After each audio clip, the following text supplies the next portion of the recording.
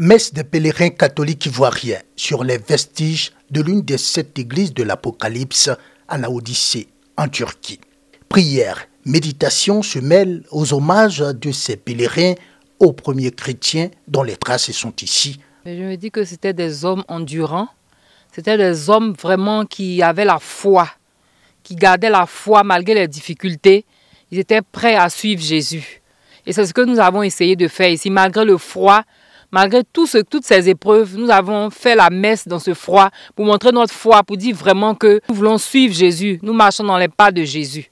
Les traces de Saint Paul a conduit les pèlerins ivoiriens dans la ville de Konya, un peu plus au centre de la Turquie, où Saint Paul a vécu. Les pèlerins ont prié dans la seule chapelle de la ville et qui lui est dédiée, une chapelle animée par la sœur Serena depuis plus de 25 ans. Ça nous donne grand plaisir de les accueillir parce qu'on sent qu'on vit tous ensemble sur la même planète avec l'amour de Dieu.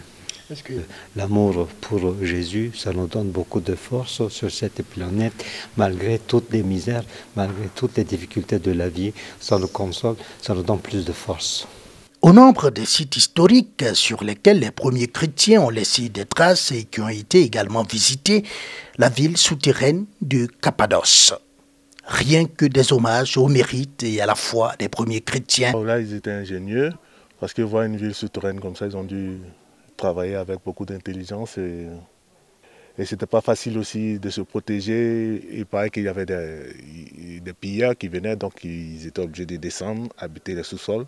60 catholiques ont bénéficié de ce projet dénommé Pèlerinage Nativité Turquie 2021, financé par l'État ivoirien.